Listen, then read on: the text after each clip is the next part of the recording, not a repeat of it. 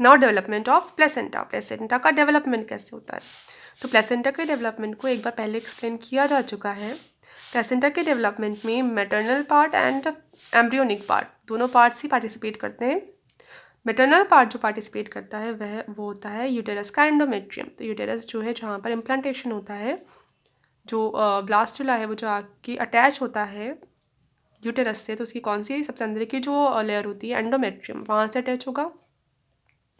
तो प्लेसेंटा का फॉर्मेशन में भी कौन सी लेयर पार्टिसिपेट करेगी? एंडोमेट्रियम ही पार्टिसिपेट करेगी।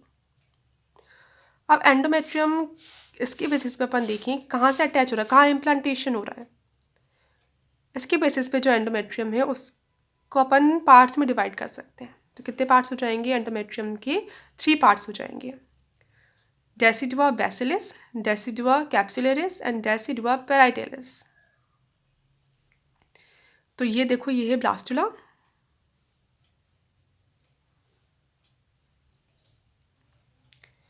ब्लास्टुला अटैच होगा, कहाँ से आया? ओवरी से, और प्रोविडक्ट को क्रॉस करते हुए आ गया ब्लास्टुला। ब्लास्टुला अटैच होगा एंडोमेट्रियम से, जिसको कहेंगे इम्प्लांटेशन। तो ये अटैच हो गया एंडोमेट्रियम से। ये है पूरा यूटेरस, ये यूटेरस की इनर लाइनिंग एंडोमेट्रियम, इससे अटैच हो जाएगा ब्लास्टुला, जिसको कहेंगे इम्प्लांटेशन। तो जिस पार्ट से अटैच होता है क्या करेगा? ये डिग्रेड कर देगा और अंदर घुस जाएगा। ठीक है, जिस पार्ट से अटैच होता है वो जो पार्ट है एंडोमेट्रियम का वो है बैसिलिस, डेसिडुआ बैसिलिस। तो ये इस पार्ट से अटैच हो रहा है, ये पार्ट है डेसिडुआ बैसिलिस। अब डिग्रेड करने के बाद इसके ऊपर दोबारा से लेयर बन जाती है, एक और एंडोमेट्रियम की दोबारा बन जाती है एंडोमेट्रियम। तो इसको कवर किए हुए रहती है, ब्लास्टुला को कवर कर लेती है, बाद में बनती है। इसकी वजह से इस लेयर को जो ऊपर है ब्लास्टुला के, इसको कहेंगे डेसिडुआ कैप्सुलरिस। अटैच हुआ वो तो बैसिलिस, कवर किया जिसने बाद में बन किया वो है कैप्सुलरिस। और अदर जो भी पार्ट बच गया एंडोमेट्रियम का, ये जो पूरा पार्ट बच गया अदर, ये यहाँ से यहाँ तक, ये क्या है फिर? डेसिडुआ पेराइटेलिस। ठीक है, तो ये होते हैं। ये तो है मैटरनल पार्ट जो पार्टिसिपेट करता है एंडोमेट्रियम का, वो है डेसिडुआ बैसिलिस। मेन तो यही करता है। अब पढ़ा था अपन ने, पूरा इसके डेवलपमेंट बता चुके हैं पहले। तो जो ब्लास्टुला होता है, ब्लास्टुला में कितने पार्ट होते हैं? एक तो चारों तरफ लेयर होती है उसकी ट्रोफोब्लास्ट, अंदर सेल मास होता है, इनर सेल मास। देखो ये डायग्राम एक्सप्लेन कर दिया था पहले। ये है ब्लास्टुला, ब्लास्टुला का है ये ट्रोफोब्लास्ट की लेयर है, अंदर इनर सेल मास है। इनर सेल मास के 2 पार्ट हैं, एक तो है हाइपोब्लास्ट, एक ये एपिब्लास्ट। हाइपोब्लास्ट के अंदर कैविटी बन जाएगी, उसको कहेंगे अम्बिलिकल वेसिकल, और नीचे जो एपिब्लास्ट है उसके अंदर वो बना लेगी क्या? एमनियोनिक कैविटी। और फिर अब इसको कहेंगे अपन, जो ऊपर की लेयर है ट्रोफोब्लास्ट को, अब क्या कहेंगे अपन? कोरियोन। अब जो एम्ब्रियोनिक पार्ट है जो पार्टिसिपेट करता है प्लेसेंटा के फॉर्मेशन में, वो क्या है? ये कोरियोन लेयर है। अब क्या करेगी? जो इम्प्लांटेशन होता है वो इस स्टेज में इम्प्लांटेशन हो जाता है। देखो इम्प्लांटेशन शुरू किया हुआ है, ये क्या है? डेसिडुआ बैसिलिस। तो ये आके अटैच हो जाएगा ब्लास्टुला, इसको डिग्रेड कर देगा। तो ये डिग्रेड हो जाएगी, यहाँ से इसकी टिश्यू एंजाइम सीक्रेट करेगा, जिसकी वजह से इसकी टिश्यू डैमेज हो जाएंगे और ये इसके अंदर घुस जाएगा, ब्लास्टुला पूरा थोड़ा सा घुस जाएगा अंदर। ठीक है, इसको कहेंगे इम्प्लांटेशन। फिर इसको कवर कर लेगी दोबारा ऊपर से एंडोमेट्रियम की लेयर, इसको कहेंगे फिर डेसिडुआ कैप्सुलरिस। अब ये जो है डेसिडुआ बैसिलिस और ये जो है कोरियोन, ये जो कोरियोन बन गई, तो आप कहेंगे इसको कोरियोन। और ये नीचे की जो बैसिलिस है, ये दोनों के बीच में कांटेक्ट बन जाता है, एक इसको कहते हैं अपन, पहले तो क्या होते हैं ये उंगलियों जैसे प्रवर्ध निकलते हैं, उनको कहते हैं कोरियोनिक विलाय। बाद में ये क्या फॉर्म कर लेते हैं? प्लेसेंटा। पहले तो सिर्फ प्रवर्ध जैसे निकलेंगे, उनको कहेंगे कोरियोनिक विलाय, फिर वो बना देंगे क्या? प्लेसेंटा बना देंगे। तो प्लेसेंटा किससे बनी? एक तो कोरियोन लेयर से बनी, एम्ब्रियो की तो कोरियोन लेयर से बनी, और जो मदर है, मदर की यूटेरस की एंडोमेट्रियम का भी कौन सा पार्ट? डेसिडुआ बैसिलिस, उससे बनी। ठीक है, तो ये प्लेसेंटा फॉर्म हो जाती है। ठीक है, कॉन्टैक्ट हो जाएगा मैटरनल एंड एम्ब्रियोनिक टिश्यूज में।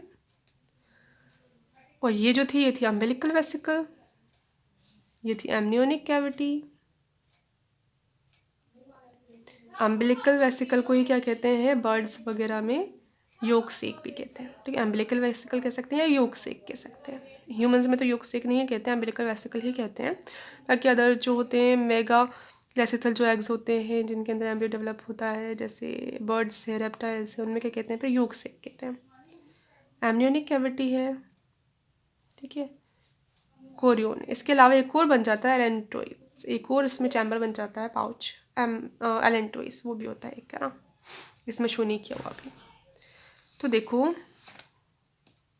प्लेसेंटा की फॉर्मेशन में कोरियन पार्टिसिपेट तो करेगी, एम्ब्रियो का कौन सा पार्ट पार्टिसिपेट करेगा, कोरियन तो करेगा ही, वो तो फॉर श्योर करेगा। और मदर का क्या करेगा, यूटेरस के एंडोमेट्रियम का डेसिडुआ बेसिलस पार्ट पार्टिसिपेट करेगा ही।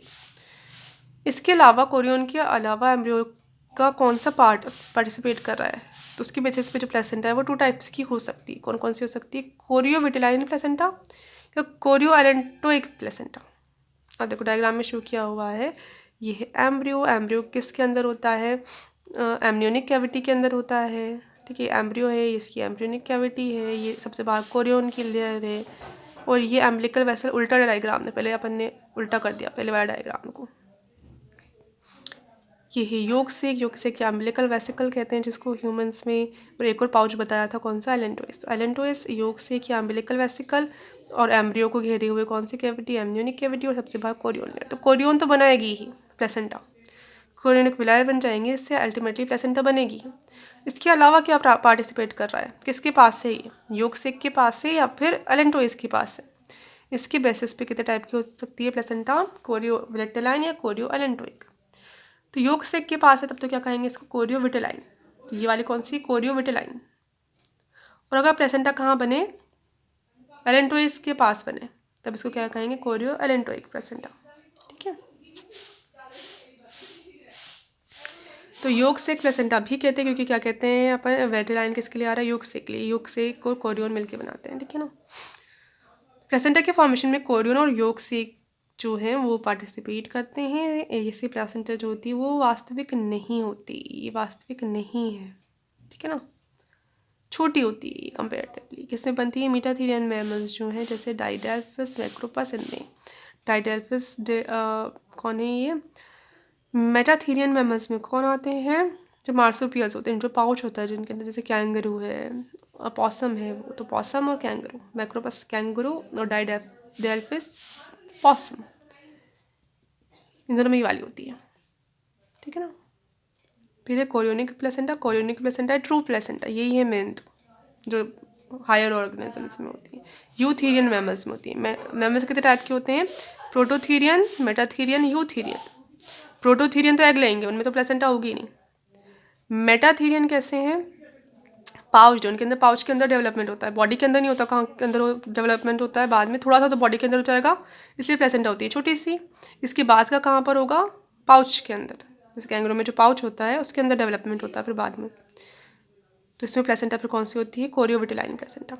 और जो मेन जो यूथेरियन मैमल्स हैं, लाइक ह्यूमंस हैं, डॉग्स हैं, कैट्स हैं, कैटल्स हैं, इन सब में कौन सी होती है, कोरियो एलेंटोइक प्लेसेंटा। ठीक है ना। तो इसको कोरियो एलेंटोइक प्लेसेंटा भी कहते हैं, ट्रू प्लेसेंटा भी कहते हैं। इसमें कौन कौन सी लेयर्स पार्टिसिपेट करती हैं, एम्ब्रियो की कोरियन और एलेंटोइस जो लेयर्स हैं वो पार्टिसिपेट करती हैं। और ये ज़्यादा डेवलप होती है, किस में होती है ये, कुछ मेटाथीरियन में भी हो सकती है, ज़्यादातर में तो कौन सी होती है, मेटाथीरियन में कोरियो विटिलाइन ही होती है, कुछ में ये हो सकती है, बाकी यूथीरियन में तो हर में यही प्लेसेंटा होती है।